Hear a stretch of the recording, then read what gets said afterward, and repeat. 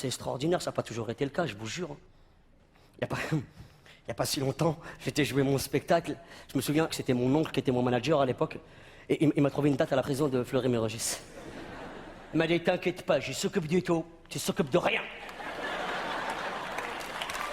T'inquiète. Je me suis retrouvé à la prison de Fleury-Mérogis.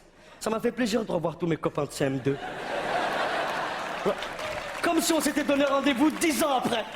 Comme dans la chanson. On s'était donné rendez-vous dans des ans. Même jour, même heure, même jour.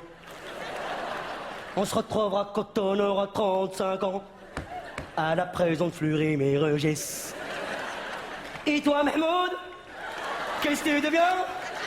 T'as pris 10 piges? T'y pas pris bien. Je suis arrivé le jour du match de foot en plus.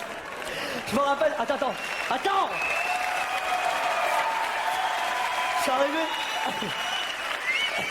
Je suis arrivé le jour du match de foot. Je me rappelle ce jour. Le match, c'était les voleurs de sacs contre ceux qui n'avaient rien fait du tout. Mais le match n'a pas pu avoir lieu parce qu'ils voulaient tous se mettre dans l'équipe de ceux qui n'avaient rien fait du tout. Et après, c'était à mon tour de jouer mon spectacle. Et là, il y a un imbécile. Enfin, c'était même plusieurs imbéciles, mais dans une personne, apparemment. Je crois que c'était le chef des imbéciles, lui. Il a attendu que je commence mon spectacle pour ouvrir sa grande gueule. Faudel, viens voir. Faudel, viens voir. Petit. Et monsieur. Oh, Faudel, et monsieur, petit eucalyptus, viens voir. Oh, excuse-moi, voilà, excuse, 2 minutes. Tu dis à mon frère qui donne la lettre au juge. Et dans la lettre, il met pense restant. Moi, j'ai rien fait dans l'histoire. Oh, atchou. Viens voir, 2 minutes. Tu dis à ma tante qu'elle dise à ma petite sœur que si je la revois à la télévision avec les ni putes ni soumis, je la défonce. Il n'a pas arrêté de parler, je vous jure. Et là, heureusement, il y a un mec qui s'est levé. D'ailleurs, quand il s'est levé, tout le monde a fermé sa gueule. Sur son front, il y avait un tatouage, il y avait marqué « Fermez tous vos gueules ». Il est arrivé vers moi, il m'a dit « Arrête tes sketchs. Chante-moi du Charles Aznavour. »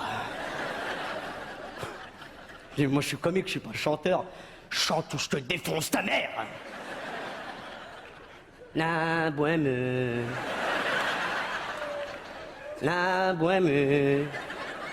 ça fait plaisir d'avoir 20 ans. Toi, je sais pas très bien la chanter. Chante, je te dis! C'est les moins de 20 ans qui ne peuvent pas connaître. Mon marre de ce ton-là s'apprête à aider les lilas jusque sur les fenêtres rescues. La ziza, je te veux, s'éteindrait bien. Je savais plus comment faire. Vous comprenez maintenant quand je vous dis que je suis content de jouer dans des conditions pareilles, je te jure, devant des gens réceptifs, des bonnes meufs, tout. J'ai dit bonne meuf, elle fait c'est vrai, il a raison. Comment tu te la racontes? C'est normal, j'aurais fait pareil. Mais je te jure, ça aurait été dommage que ma carrière s'arrête à Fleury-Mérogis. Non, le vrai truc de fou que j'ai fait, sincèrement, c'est que j'ai déménagé. Ça y est, c'est fini. J'habite plus dans ma cité de merde. Non, c'est devenu trop chaud. J'ai vu un reportage sur TF1. À ce qui paraît, dans ma cité, il y a des réseaux islamistes de drogue. Tu rends compte? C'est ma mère qui dit ça. Tu rends compte? Mais oula, le reportage, il était flippant, sérieusement. Le journaliste, il faisait flipper. Il avait une voix qui faisait peur. Il était caché derrière un petit buisson pendant tout le reportage, comme ça. Karim, donne-moi un petit buisson. T'as pas un petit buisson? Un petit buisson. C'est pas un petit buisson, ça. Ils vont bien voir, c'est pas un petit buisson, ça. Tu vas me foutre la honte. C'est mon frère, il a jamais vu de buisson de sa vie, je crois. Mais le reportage, il était vraiment flippant. Le journaliste, il flippait. Il avait une voix qui faisait peur. Il était caché derrière le buisson pendant tout le reportage, comme ça.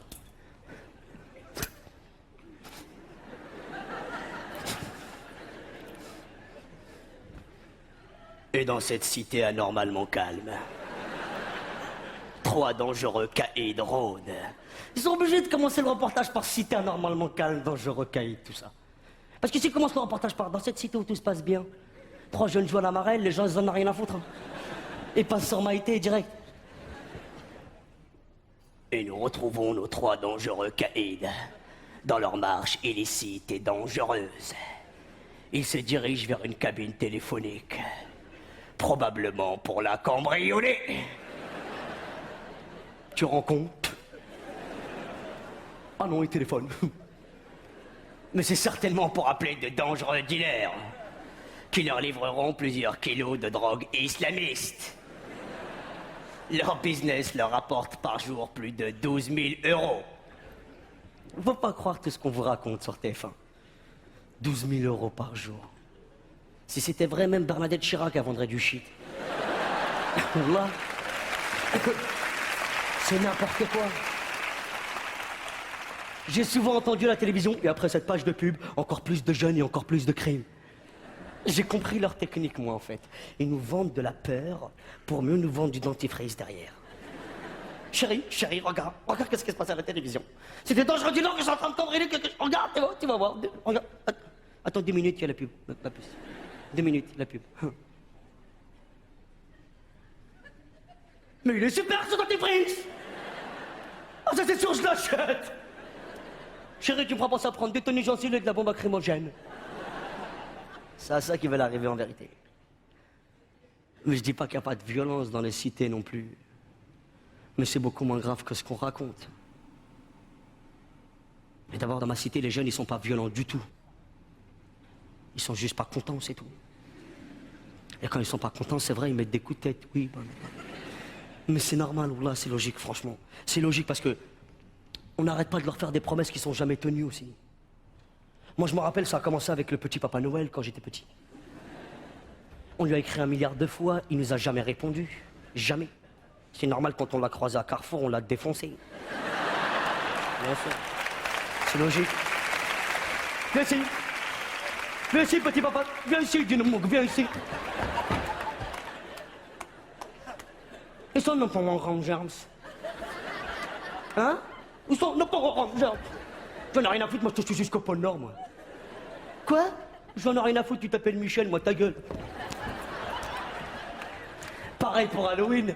Quand on a commencé à expliquer le principe d'Halloween aux gosses de mon quartier, ça a failli dégénérer, hein. Quoi? Tu frappes chez les gens, ils donnent des bonbons à la place.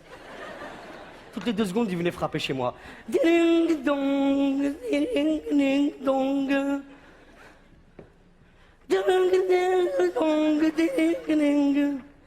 C'est une sonnerie chelou, je l'ai acheté au Maroc.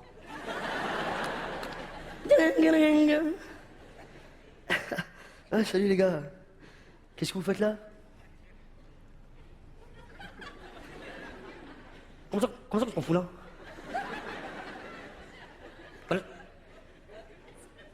Là, c'est Halloween, là, c'est le... C'est la fête des mères, tout ça, le truc des... Mais Halloween, faut venir déguisé, faut un déguisement qui fasse peur. Vous êtes déguisé en quoi, là? Comme ça, on est en train d'être déguisé en quoi, là? On est en train d'être déguisé en enfant défavorisé, espèce de bâtard, là. Ça me fait très peur, ce déguisement-là. Ah ouais, exact. J'avais pas bien vu le... Non mais excusez-moi, j'ai pas pensé à prendre des bonbons. Vraiment, vous m'envoyez désolé. On t'envoie désolé. Écoute-moi bien, t'as 1 heure pour remplir ce sac, là. Sinon, on t'enverra pas désolé, on t'enverra à l'hôpital, nous, direct. Ils sont violents, tu peux pas leur en vouloir. Le problème, c'est que ils sont violents, mais de plus en plus tôt. Il est là le souci, vraiment. La dernière fois, j'étais dans une boulangerie dans mon quartier et dans la file d'attente, je dépasse un gosse, il devait avoir 6 ans. Il m'a dit, qu'est-ce que t'es en train de faire là? Qu'est-ce que t'es en train de faire là? Qu'est-ce qui t'arrive? Qu'est-ce qui m'arrive? À moi? Qu'est-ce qui m'arrive? Tiens-moi ma tétine.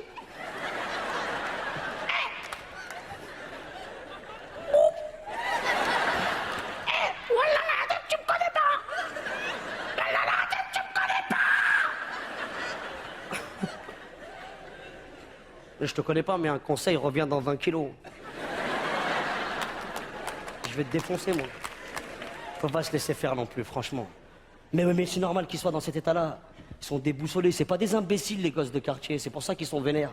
Parce que ils voient bien que l'ascenseur social, il est bloqué au sous-sol et qu'il pue la pisse. Ce que j'aimais aussi, c'était la discrétion avec laquelle nos mères nous appelaient pour rentrer manger. Elles s'approchaient de la fenêtre délicatement.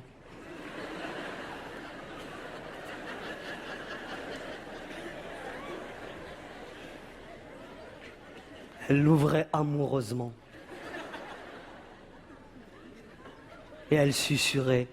Ya Mohamed! Mohamed! Trouve ta salamande, poutre! Pareil devant l'interphone. Mohamed!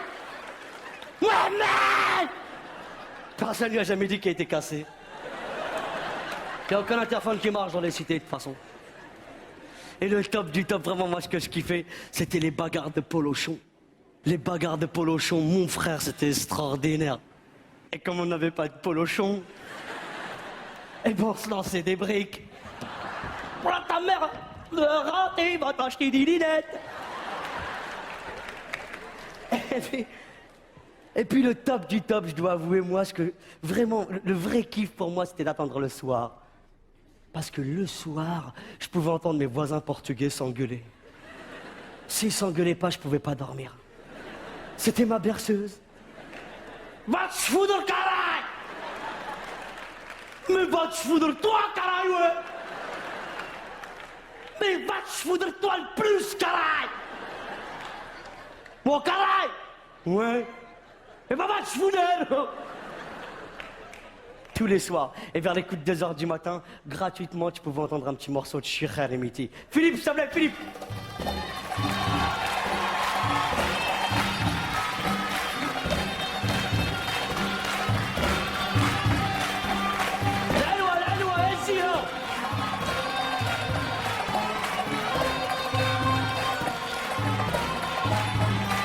Tous les soirs.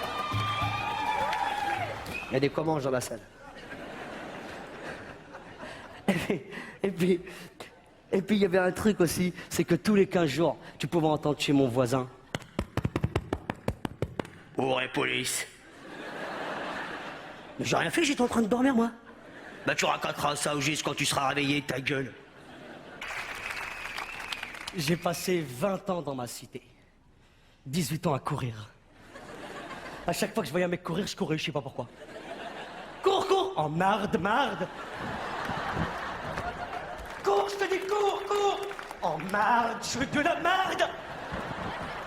Cours, je te dis, mais cours! Mais qu'est-ce qui se passe? Cours, je te dis! Mais pourquoi je cours?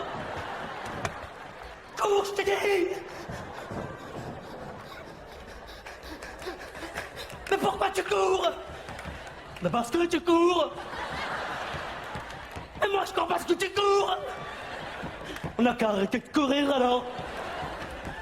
Moi j'ai pas confiance!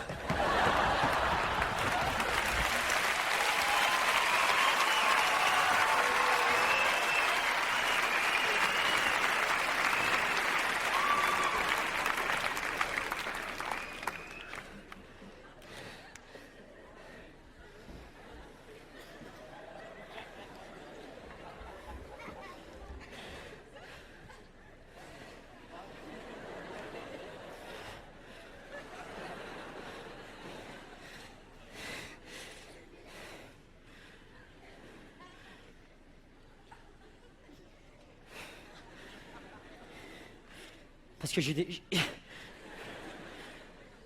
ça fait longtemps que j'ai déménagé, c'est pour ça.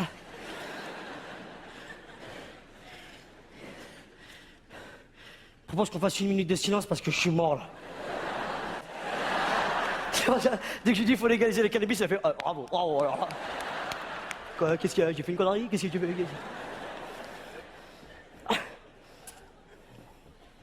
Ils devraient la légaliser, cousin. Ça ferait moins de gens en prison, c'est sûr. Mais ils peuvent pas. Il y aurait moins d'avenir dans la police. Et j'aurais plus rien à faire, les keufs, après, c'est sûr. Contrôle, police. Qu'est-ce que vous faites, là? Là? Ben là... Là, je travaille sur un programme pour la NASA, pourquoi? Vous voulez participer? Ouais, fais le mariole, fais le mariole. Et vous êtes assis sur quoi, là? Ça? C'est un petit banc en chute que je me suis fait moi-même. J'aurais plus rien à faire, les keufs. Oh non. Non, j'ai vu que ça choquait certaines personnes qu'on parle de cannabis. Mais faut pas, hein. Parce que c'est pas plus dangereux que le vin. Sérieux? C'est pas plus dangereux que le vin. Non. Le cannabis, c'est pas plus dangereux que le vin. Mais le vin, culturellement, ça passe mieux. Si. Si, parce que... Si Jésus... À la place de dire « buvez ce vin, c'est mon sang », il avait dit « fumez ce shit, c'est mes cheveux ».